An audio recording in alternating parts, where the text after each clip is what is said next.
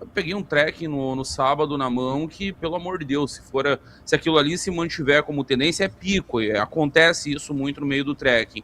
Mas deu muito perto de 10 já. Brado Entrevista, a gente conversa mais uma vez com o nosso querido marqueteiro, cientista político, o Eduardo Bisotto. Bisotto, bom dia, obrigado pela participação, direto ao ponto. E o Renan Santos, rapaz, ele apareceu na Atlas Intel com 7,2, semana retrasada, se não me engano. Agora os outros institutos colocaram ele lá embaixo. O que você acha isso? Estratégia de abafar o nome do Renan, que visivelmente é o candidato, pré-candidato mais preparado. O que você acha, Bisotto? Mais uma vez, obrigado, bom dia, velho. Bom dia, Timóteo. Bom dia aos ouvintes da Brado. Deixa eu te pedir desculpa, Timóteo, que eu quase perco a entrevista. O pessoal do clube me salvou. Eu perdi completamente o horário e eu tenho uma tática em período eleitoral de evitar perder meus compromissos. Eu aviso minha esposa.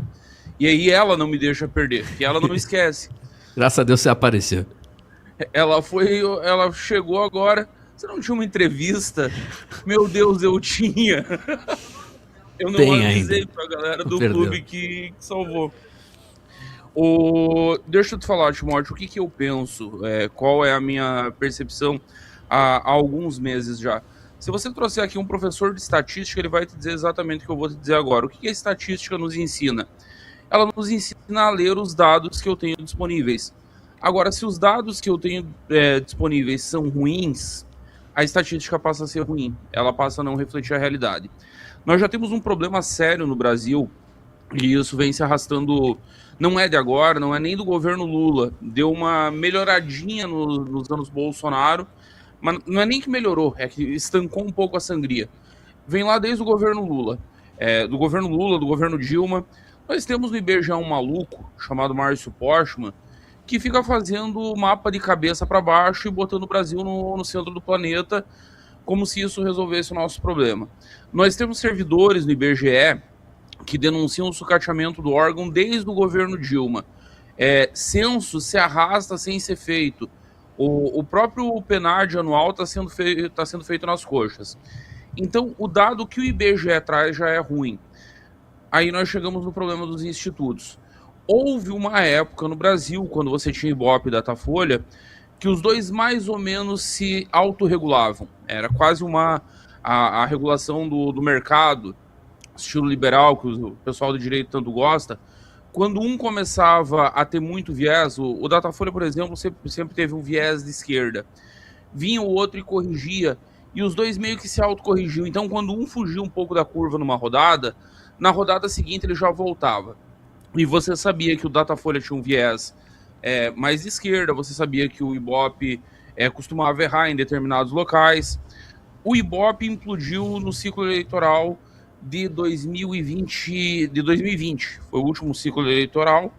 Eles inventaram uma desculpa esfarrapada sobre o uso de marca, extinguiram o instituto, o Montenegro simplesmente retirou o Ibope do mercado, e esse espaço que era do Ibope não foi devidamente preenchido. Você veja, o Instituto Quest surge em 2021, vamos pegar o caso do Quest. Nós estamos falando de um instituto muito, muito verde. Em 2022 estava fazendo pesquisa presidencial e aparecendo no Jornal Nacional, aparecendo na Rede Globo. A Quest, a correção dela em 2022 na eleição presidencial, eles começaram com o Bolsonaro em 23 pontos percentuais e a última pesquisa dava 40. Não existe uma curva como essa. Tipo, até existiria, vou te dizer, Timóteo, até existe. Vamos pegar o Renan Santos, que deve estar com alguma coisa entre 5 e 7, calculo eu. O Renan faz sentido porque ele é um cara absolutamente desconhecido. Todos os institutos dizem isso. O adversário do Renan é o desconhecimento. Então, se o Renan sair de 5 e chegar em 20, beleza, ninguém conhecia o cara, conheceram, viram as propostas, gostaram. Agora, Bolsonaro era um presidente incumbente. O cara estava buscando a reeleição. Você não está falando de alguém que ninguém conhecesse. Não tem como esse cara ter uma oscilação de 17 pontos. O governo em 2022 teve algo que explicasse isso? Não, em 22 o governo do Bolsonaro foi uma beleza. Não tem nada. O que foi? Instituto Verde, entrando no mercado verde. E aí você vai para outros institutos, aí foi um outro problema. Então, o Brasmarket, em 22, dava o Bolsonaro ganhando a eleição com 10 pontos. Tem outros. Não se resolveu o problema. Nós temos um problema no Brasil. Eu cheguei a falar sobre isso com o Renan Timóteo. É um problema de mercado. Faltam institutos concorrendo. Eu, por exemplo, defendo muito que universidades federais fizessem pesquisa. Você tem professores de estatística maravilhosos em federais, você tem grandes analistas de dados em federais, você tem esse capital humano. Não fazem. E aí você fica refém no mercado que é movido a interesses. Eu ouvi, Timóteo, para ficar na Quest, o Felipe Nunes, que é o CEO da empresa, está dando palestra e vendendo consultoria na Faria Lima, ao mesmo tempo em que está prestando um tipo de assessoria que eu ainda não entendi exatamente qual é, para o candidato Romeu Zema, do Novo. Como é que eu vou confiar nos dados desse cara? Como é que eu vou acreditar que os dados estão corretos? Não é o único caso, você tem outros institutos com outros problemas diversos. Aí você tem viés, aí você tem instituto que chega em cima da eleição. O BTG agora está na segunda rodada do Instituto Nexus. O Nexus fez há 4 anos atrás, aí passa 4 anos sem fazer pesquisa nacional, na época da eleição vai tentar preencher o gap. O Brasil precisa melhorar a qualidade dos dados, porque sem dados de qualidade fica muito, muito difícil fazer uma análise de qualidade. Eu tenho dito, inclusive, que é a eleição que eu estou com mais dificuldade para confiar nos dados. Por tudo isso, eu particularmente estou preferindo confiar em Tracking e na Atlas. Por quê? Porque a Atlas ela estreia no mercado com uma atitude de muita coragem, que é questionar a metodologia dominante. Ninguém tinha coragem de propor mudança metodológica. E a Atlas chegou e disse, bom, não faz mais sentido, em pleno século XXI, eu ficar fazendo entrevista presencial. E, nota, nós estamos num país violento, a presencial é até complicada de fazer. Você pararia no centro de Salvador, ou sei lá, no Pelourinho, para dar entrevista, Timóteo? Não. Ficar 20 minutos ali com o cara com uma caneta na mão e você tendo Evidente que não. Essa metodologia aí não, tô fora. Metodologia, se fosse no Pelourinho, no roubo, naquele lugar também, Deus é mais. E telefone, você atende, Timóteo? Nunca. Se eu te ligar um número desconhecido? Nunca. Eu não atendo. Nunca atendi e não atendo também. Não tem. É por isso que eu curto a Atlas, porque quem respondeu a Atlas tá numa posição muito confortável. Você tá seguro. Você está atrás de uma tela, você está num ambiente fechado, e você responde o que você quer. Você não responde coagido, não tem fatores psicológicos, inclusive, que pesquiseiros experientes vão dizer que afetam a qualidade da pesquisa. As pessoas não gostam de deixar perguntas sem resposta, por exemplo, e chutam qualquer coisa. As pessoas não gostam de dizer nenhum desses em pesquisa presencial. Em pesquisa online se torna muito mais fácil. As pessoas não gostam de falar de rejeição em pesquisa presencial. Online se torna muito mais preciso. Por tudo isso, eu particularmente estou preferindo utilizar os dados da Atlas do que qualquer outro instituto. E a Atlas tem mostrado uma outra qualidade que tem faltado a alguns institutos: consistência. Você vê a curva acontecendo de maneira razoável, que você entende, não, aumentou o conhecimento, então agregou mais tanto por cento, tá subindo aqui. Teve um negócio que aconteceu, vai ter Datafolha essa semana, inclusive. Teve uma coisa que aconteceu nas 2 últimas Datafolhas e simplesmente não se explica. Renan tinha uma taxa de desconhecimento de 74%, foi para 80%. Tipo, oi? É a campanha que mais aparece, é o candidato que mais dá entrevista. Você pega os números de views em podcasts que ele participa, ele tá ali disputando com o Flávio Bolsonaro, que é o líder das intenções de voto, e aí o desconhecimento tá aumentando? Como assim? Não bate. Não tem sentido. Estão esquecendo dele, estão desconhecendo. Não tem sentido, é verdade. A gente está falando de números aqui, de entrevista, os números de visualização dos cortes do Renan. Aliás, ele cresceu também em números nas redes sociais, como todos, melhor que os outros. O TikTok do Renan cresceu 40%, nós falamos essa semana aqui também. Muito mais do que o Flávio Bolsonaro, principalmente. O Eduardo, são 10 horas e 15 minutos agora, a gente está conversando com o Eduardo Bisotto. Sobre agora a questão do Lula, você continua achando que o Lula, na sua análise, Lula não será candidato? Semana passada saiu na imprensa que ele está pediu pesquisa de alguns outros nomes como pré-candidatos a presidente. Você continua firme nessa análise, Bisotto? Continuo, Timóteo, e eu vi ontem, inclusive, tem o site lá, o agregador do antagonista, o chamado Lulômetro, que busca todas as pesquisas de avaliação de governo, enfim, e parece que o Lula deu uma melhoradinha. O que eu acho? John Crenbruja, espero que ela sai, eu acho que nós veremos o Lula se recuperar em pesquisa de avaliação de governo, veremos ele se recuperar nas pesquisas de intenção de voto, e depois de tudo isso, quando ele estiver aparecendo favorito, ele vai desistir. Não que eu esteja insinuando nada, Timóteo, longe de mim, mas o fato é que o principal cliente dos institutos de pesquisa no Brasil, você tem dois grandes clientes. Você tem a Rede Globo de televisão e você tem o governo federal. São os dois maiores clientes. O governo deve trabalhar com 5, 6 institutos diferentes, o governo federal. Então, talvez isso ajude a explicar por que o Lula terá uma melhora. Eles virão com o papo magro de que foram as medidas anunciadas. Ontem mesmo estavam anunciando o fim da taxa das blusinhas. Essas medidas não têm impacto nenhum em curto prazo. Elas já diluíram no longo prazo dos 4 anos negativamente quando elas vieram. Então elas não têm o condão de foi isso que mudou. Não mudou nada. Eles vão conseguir cavar aquilo que especialistas chamam de soluço estatístico, mostrando uma suposta melhora, daí a imprensa faz o resto. A imprensa vai manchetar que o Lula se recuperou, que o Lula é favorito, que o Lula pode ganhar, e ato contínuo o Lula anunciará a substituição. Eu mesmo já peguei instituto testando 3 nomes, Timóteo, já respondi pesquisa com o instituto testando 3 nomes. Eles estão trabalhando com Haddad, Camilo e Geraldo Alckmin. Me surpreendeu eles estarem testando Geraldo Alckmin, me surpreendeu, porque mostra que talvez o Lula ainda tenha uma última bruxaria para fazer antes de encerrar a carreira dele. Você acha, se o Alckmin for candidato, o que você acha que seria a performance do ex-governador de São Paulo? Eu acho que é a mais imprevisível, Timóteo. Eu acho que é a mais imprevisível porque tira um pouco do ranço de ser PT, diminui um pouco a campanha pesada do antipetismo. Só que o Alckmin, a gente lembra, ele já foi candidato presidencial lá em 2006, foi governador de São Paulo, e ele adotou como marca seu picolé de chuchu. Ele assumiu isso para ele, de não ter carisma nenhum, de não mobilizar ninguém. E legal, lá em 2006, para ser governador de São Paulo funcionava. Nós vimos em eleição presidencial uma performance desastrosa. Ele fez menos votos em segundo turno em 2006, vale lembrar, do que fez em primeiro.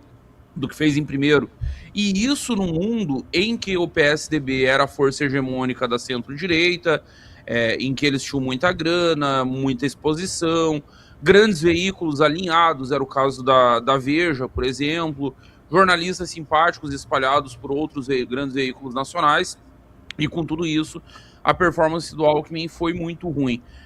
Mas seria uma tentativa. E aí, talvez, o PT hoje provavelmente tem o pior cenário desde a sua fundação para disputar a eleição. Pior do que em 2018 com Lula preso, e explico. 2018 com Lula preso, o governo Temer vinha com a popularidade quase negativa. Temer tinha 3% de aprovação quando nós fomos para aquela eleição em 2018. Havia uma sensação pós-Joesley Day, o famoso dia em que o Joesley grampeou o Temer, já tinha tido o grampo do Aécio. Criou-se uma coisa no imaginário coletivo brasileiro de que, bom, essa galera que derrubou a Dilma eram todos criminosos também, a turma da política institucional, não dos manifestantes de rua, por óbvio. E o Lula, preso, vivia uma espécie de martírio. Ele conseguiu construir uma narrativa muito bem feita, ainda, vamos lembrar, é um Lula 8 anos mais novo do que o atual. Ele não tem Janja ao redor dele, ele reúne toda aquela galera do sindicato, faz todo o seu show, tem acampamento em Curitiba. Então, quando vai para a eleição, por mais que o PT tivesse sofrido impeachment com Dilma, recessão, Lula preso, há uma sensação de um pouco de injustiça, um pouco de martírio do Lula, e eles têm força e capital político suficiente para botar um Haddad no segundo turno. Um Haddad que é outro, que é um candidato medonho. A única eleição que ele ganhou na vida foi de 2012. Não ganha eleição desde 2012. Mas eles botam esse cara no segundo turno. Hoje não é esse o cenário. Não tem nenhuma injustiça. O Lula não está preso, ele está no Palácio do Planalto. São 4 anos de governo muito ruim. Não tem entregas. Qual é a marca desse governo Lula? Derrotamos o fascismo. Diz isso para quem está procurando emprego. Salvamos a democracia, diz isso para quem formou o filho na faculdade, conseguiu lá o seu diploma de engenharia e está trabalhando de Uber. Não tem entrega. É o pior cenário para o PT. Diante de um cenário como esse, talvez, Timóteo, para o próprio petismo, seja bom empurrar alguém que não seja deles, mostra que, não, sempre disseram que o PT era hegemonista. Nós não somos. Nós entregamos a cabeça de chapa.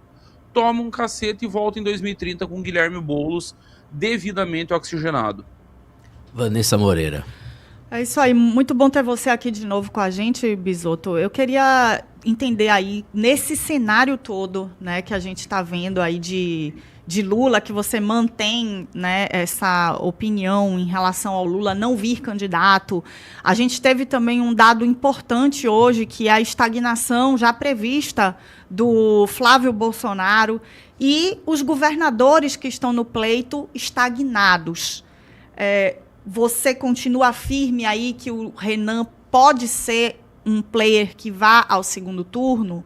Qual que é a sua análise? É uma análise de incerteza ou você traz para a gente aí uma esperança sólida da ida do Renan para esse segundo turno diante do que nos apresenta hoje as pesquisas, os dados, que são um pouco questionáveis aqui no Brasil, mas é o que a gente tem como referência? Vanessa, eu sou realista, eu sou muito realista. Eu até estava brincando com a minha esposa ontem, ela me perguntou pela 1000ª vez a mesma pergunta de análise de cenário, eu disse, tá, mas nem você acredita em mim? Aí eu parei, nem minha própria mulher acredita no que eu estou falando, porque eu estou repetindo desde o início, Vanessa, a mesma coisa. A minha análise ela é baseada em matemática pura, não é sentimento, porque aí não contamina, você não deixa o sentimento contaminar. Eu digo desde o ano passado, quando o Renan tinha 0,5% nas pesquisas, que ele abriria a campanha com 10. E eu não tirei esse 10 da minha cabeça, não é eu estou torcendo para chegar em 10. Eu sabia que existe uma massa de eleitores, essa massa votou Ciro Gomes em 2018, essa massa em 2022 se dividiu entre Ciro, Soraya e Simone. Essa massa de eleitores, esses 10, na verdade pode chegar até a 15%, 12, 15%. Mas eu, para trabalhar num número realista, fiquei no 10 de 2022. Essa galera, por 2 eleições seguidas, disse, nós não queremos o petismo, não quis Haddad, não quis Lula, mas nós também não queremos o bolsonarismo. Nós não queremos o Jair Bolsonaro e nós não queremos o filho dele. Então, eu sabia que aí sim, um pouco de torcida, quer saber do desempenho do candidato, quer saber da capacidade de comunicação do Renan, da capacidade da militância do MBL de fazer campanha. Eu sabia que com tudo isso, e existindo esse eleitor, quando esse eleitor prestar atenção na eleição, nós vamos fazer esses 10%. E esses 10% o Renan chegará com tranquilidade. E a Atlas tem mostrado isso. Depois nós vamos ter, aí nós temos um outro problema, daí nós vamos para um outro eleitor, que é o eleitor indeciso, que deve ter mais uns 10%, mas nós não vamos pegar todos esses 10%. Porque uma parte desse indeciso, ainda que pequena, vai uma partezinha para o Flávio, vai uma partezinha para o candidato do PT. Eu acho que dá para subir até o 15%. O que me anima? Eu peguei uma futura Apex ontem, mostrando o Fernando Haddad com 17%. E bate com o que o Datafolha de um mês atrás tinha dito. Perdão. O Datafolha de um mês atrás tinha dito que Fernando Haddad marcava 25%. Talvez numa troca de candidato, seja Haddad, seja Alckmin, você vai ver um candidato petista ou aliado rodando entre 15% e 25%, alguma coisa nessa banda. E nós também estaremos nessa banda em 15%. Estando nisso, aí o fator novidade é só nosso, o único candidato diferente da eleição seremos nós, podendo sangrar os dois lados. Aí sim abre uma janela para estar no segundo turno. Mas lembrando, é um passo a passo. É primeiro fechar os 10, que imagino eu, e eu mantenho isso, mesmo diante de animação. Eu peguei um track no sábado na mão que, pelo amor de Deus, se aquilo ali se mantiver como tendência, é pico. Acontece isso muito no meio do trekking. Mas deu muito perto de 10 já. Mas a minha previsão segue a mesma. O 10 vem lá em agosto, que terminou as convenções, lançadas as candidaturas registradas. E aí nós vamos ver candidatura morta não sendo registrada. Um exemplo é o do Ronaldo Caiado. Eu não sei se vocês chegaram a ver a entrevista do Gilberto Kassab essa semana. É um caso único em que o presidente do partido pré-candidato vai a público descer o pau no cara. Foi lá dizer que o Tarcísio era um candidato melhor do que o Caiado. Foi eu vi. Absurdo. Tem outras candidaturas menores que não serão registradas. É o caso, por exemplo, eu estou começando a acreditar por tudo que sai de bastidor, que é o caso do Aldo Rebelo. Não deverá ter a candidatura registrada. O DC está negociando a candidatura dele. Eu sei que ele quer levar a candidatura até o fim, mas ele tem problemas internos no partido para resolver. O pessoal de Alagoas está negociando. Parece que o pai do JHC, algo assim, quer fazer uma negociação para retirar a candidatura. Tem o próprio caso do Romeu Zema. O Eduardo Ribeiro, que é o presidente nacional do Novo, garante para todo mundo que o Zema vai até o fim. Só que o Eduardo Ribeiro, ele não tem que garantir para todo mundo, ele tem que garantir isso para o Marcel Van Hatten, cuja base no Rio Grande do Sul é inteira bolsonarista. Ele tem que garantir isso para o Deltan Dallagnol e para o Chiquini no Paraná, que estão fazendo campanha para o Flávio Bolsonaro. Ele tem que garantir isso para o Novo no Brasil inteiro, que é bolsonarista, e não vai querer fazer campanha para uma candidatura natimorta. Também não creio que o Zema vá até o fim. Quando tudo isso fechar, o Renan tiver os 10%, daí nós vamos para a fase 2, que é a de conversão dos indecisos. Chegando nos 15, 20 até o final de agosto, nós vamos discutir a ida para o segundo turno. E sim, Vanessa, a minha leitura é, num cenário sem Lula, com candidaturas muito ruins que a esquerda está oferecendo, e aí eu estou escutando de amigos que estão no governo federal, de gente que orbita a candidatura. Ah, mas você não está contando com o nosso poder da máquina. Gente, vocês estão em 2026, vocês estão acreditando que vocês vão ganhar a eleição na base da máquina. É isso mesmo. Funciona para eleição municipal. Não, aí que tá, Vanessa, funciona aí para eleição de governador. Funciona aí para eleição de governador. Não resolve a eleição presidencial. Não resolve a eleição presidencial. 10h27, também está aqui o Fernando Batalha, comentarista. Faça sua pergunta, Fernando. Prazer, Bisotto. O time da Caster pediu para mandar um abraço para você. Bisotto, eu queria te fazer uma pergunta no seguinte sentido. O Renan está começando a circular bastante nas redes sociais. Não sei se você chegou a acompanhar que um senador aqui da Bahia, Ângelo Coronel, fez um comentário em relação ao Renan Santos. Como que você vê esse comentário de alguém que é uma pessoa fisiológica da política, uma pessoa que praticamente não tem uma ideologia bem firmada e alinhada com o que a gente acredita, e também quais são suas expectativas para a vinda de Renan na Bahia? Fernando, eu vi no dia que saiu o vídeo, eu estava em live, o Renan inclusive entrou na minha live, nós falamos sobre isso rapidamente. Primeiro, deixa eu mandar um abraço para a Kessia também, boa candidatura e bom trabalho na pré-candidatura, na eleição. Está num estado muito difícil, sempre sofrido. O que eu penso sobre isso, sobre Ângelo Coronel? Eu repito sempre nas minhas lives, e é um princípio que eu levo para a vida, porque eu já quebrei a cara de acreditar que eu sabia mais de política do que os políticos. E aí eu aprendi a adotar humildade na hora da análise. Quando a minha análise diverge da de qualquer político que está no chão, que está conversando com pessoas, eu tento acreditar que sabe mais do que eu. Porque esses caras estão no dia a dia. São dois eventos casados para mim que mostram o real crescimento do Renan Santos. Agora vamos ignorar todos os institutos de pesquisa. Dois eventos mostram o crescimento da candidatura. Um é Ângelo Coronel cobrindo o Renan Santos de elogios. É um cara que está no chão.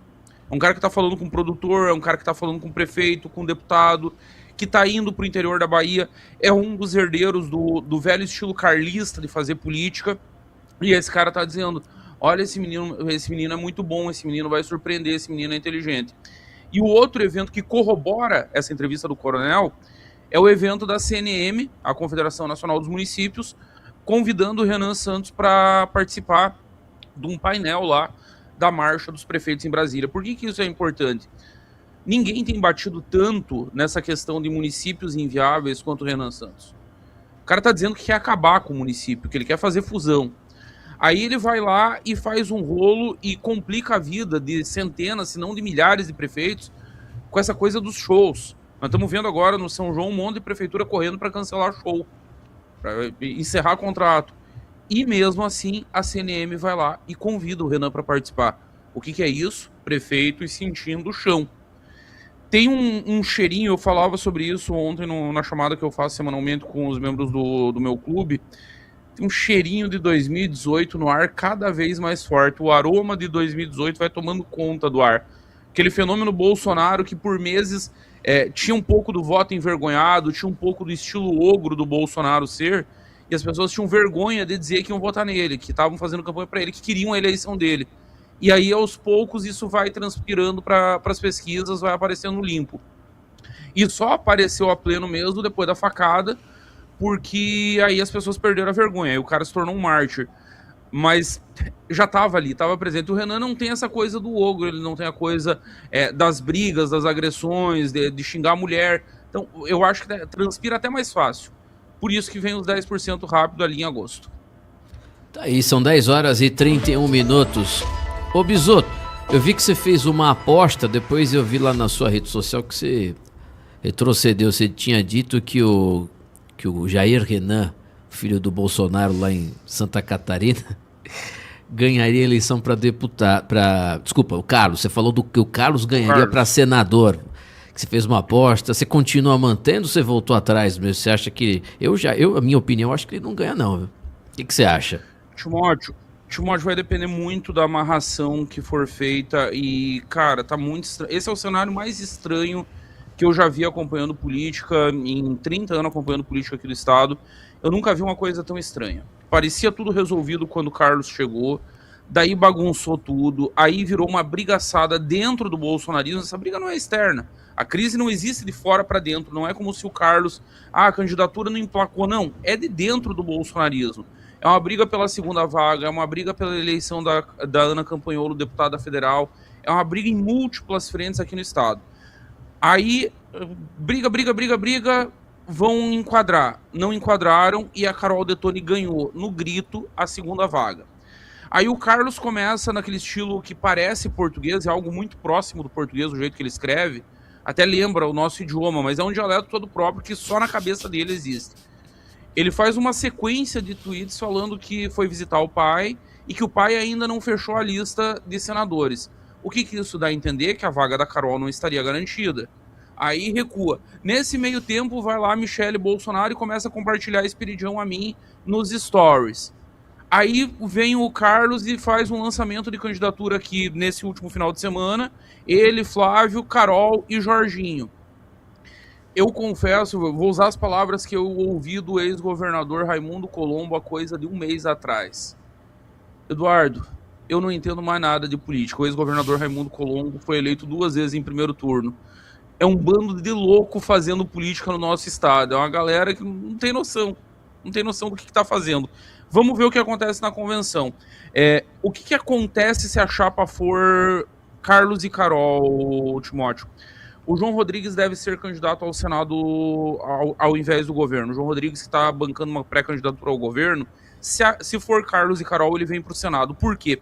O João confia muito no potencial dele. O João é ex-prefeito de Chapecó, ele renunciou para disputar as eleições.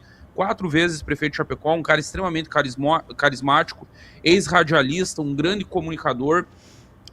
Ele sabe que é virtualmente impossível derrotar o bolsonarismo para o governo, mas para o Senado ele acredita que na região oeste ele toma os votos da Carol. E lá ele faz uma dobradinha com o Carlos. No resto do estado ele dobraria com o Esperidião a mim.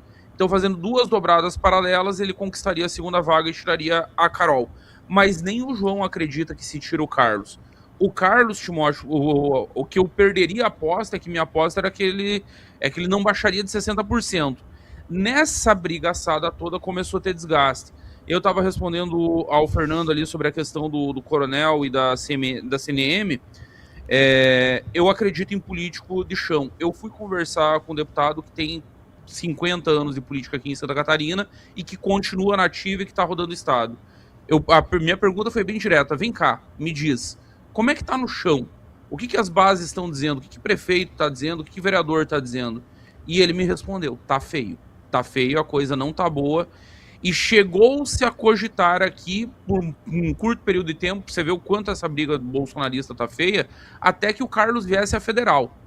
Ele federal, o irmão estadual. Não acho que vai acontecer. O que eu acho que pode acontecer ainda é uma mudança na dobradinha e tirarem a Carol. Mas aí teve esse mega evento agora, esse final de semana aqui em Balneário Camboriú, já não sei de mais nada. Vou repetir, o que diz o governador Raimundo Colombo, é um bando de louco, ninguém mais sabe fazer política nesse estado, tá tudo muito estranho. São 10 horas e 35 minutos. Estamos aqui com o marqueteiro, cientista político Eduardo Bisotto. Tem mais alguma pergunta, Vanessa Moreira? Quer fazer pergunta? Satisfeita. Fernando? Vou fazer uma pergunta. Vai lá, aqui, manda brasa, ouvinte. Fernando. Bisotto, uma pessoa que acompanha a sua live pediu para te perguntar sobre a questão do fenômeno que você comentou sobre o El Niño. E se você acredita que isso vai interferir na eleição lá no Rio Grande do Sul, que tem uma tragédia anunciada que está prestes a acontecer no Brasil mais uma vez, e a gente não vê e acaba não percebendo que medidas eficazes que vão acabar barrando esse problema. Você acredita que isso pode acabar interferindo nas eleições? Eu não sei se na eleição, Fernando, eu confesso que eu estou muito preocupado. E aí eu preciso fazer justiça ao governador Jorginho Melo aqui em Santa Catarina. Enquanto todo mundo está fazendo cara de paisagem, o governador Jorginho Melo foi numa estação meteorológica ali no Planalto Serrano, a estação do meteorologista Ronaldo Coutinho, gravou conteúdos com eles, já mobilizou a Defesa Civil, já mobilizou os órgãos do governo do estado. A PGE está estudando, a Procuradoria-Geral do Estado está estudando uma decretação do estado de emergência antes da emergência existir, para poder os municípios se prepararem, se organizarem, receber recursos, poder já tomar algumas ações.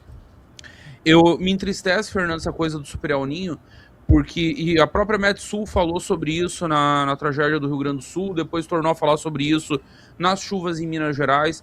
Nós estamos em 2026. Não é como se a climatologia, houve uma época, coisa de 30 anos atrás, vai lá, 20, 30 anos atrás, que você via a previsão do tempo e você saía para o lado de fora e dava uma olhada para o céu que você não acreditava. Hoje, se a previsão diz que vai chover ao meio-dia vai chover. Os dados estão muito mais precisos, os satélites estão muito melhores, os radares estão muito melhores. Então ninguém é pego desprevenido.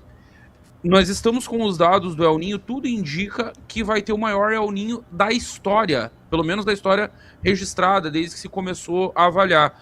E o que isso faz? Isso vai dar enchentes monstruosas. Tá lá, a informação está disponível, todo mundo tem. No Rio Grande do Sul não se fala no assunto. Santa Catarina está tentando se precaver.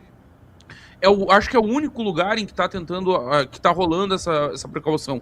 A pergunta sobre o impacto na eleição, Fernando, ela é difícil de mensurar, porque o fenômeno ele está previsto para setembro, outubro e novembro.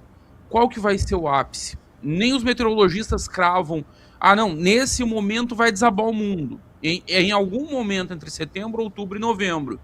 Se for em setembro, pode ter algum impacto. Se for em outubro, outro. Se for em novembro, já passou a eleição. O caso da política do Rio Grande do Sul é um negócio muito sui generis, que a impressão que dá é que rolou algum tipo de renovação em termos de idade, em termos de quadros. O Eduardo Leite é um governador jovem, já concluindo seu segundo mandato, mas não houve renovação de ideias, não houve renovação cultural. E você anda o estado, e eu ando bastante aqui na região, andei o Rio Grande do Sul recentemente, você sente o cheiro de decadência no ar. Você vê casa muito velha, você vê centros históricos meio que abandonados, você sente o cheiro de decadência no estado inteiro. E aí você nota isso quando nós estamos aí há 3, 4 meses do evento climático monstruoso, e o governador não fala nada, os senadores do estado não falam nada, elegeram um Mourão que não tinha relação nenhuma com o Rio Grande do Sul, só porque o Bolsonaro mandou. Rezar. Chegou numa situação, esse negócio do Super El Niño, eu tô na base do rezar. Todo mundo sabe que vai acontecer, todo mundo sabe que vai dar uma desgraça de novo, e ninguém faz nada. Vamos chegar lá, e aí nós vamos ter que aguentar a entrevista do Eduardo Leite, de prefeito local. Infelizmente não dava para saber que seria tão grande. Sim, dava, todo mundo sabe, e ninguém faz nada. É triste. 10h39. Bisotto, muito obrigado, irmão, pela entrevista, parabéns pelo trabalho, Deus te abençoe e que você continue fazendo esse exemplar trabalho, não é de militância não, o Bisotto faz um trabalho real, de análise real de dados, eu vejo que ele deixa a torcida de lado e fala a realidade, isso é muito importante nos dias de hoje na internet. Valeu, Bisotto. Obrigado, Timóteo, agradecer o espaço, agradecer o público da Brado, sempre que precisar me chama, na próxima eu aviso a esposa para não perder o horário de novo. Obrigadão, galera. Um abraço. Eu que agradeço, Eduardo. São 10h. Se você gostou desse vídeo, não esqueça de deixar o like e se inscrever no canal. Até o próximo vídeo.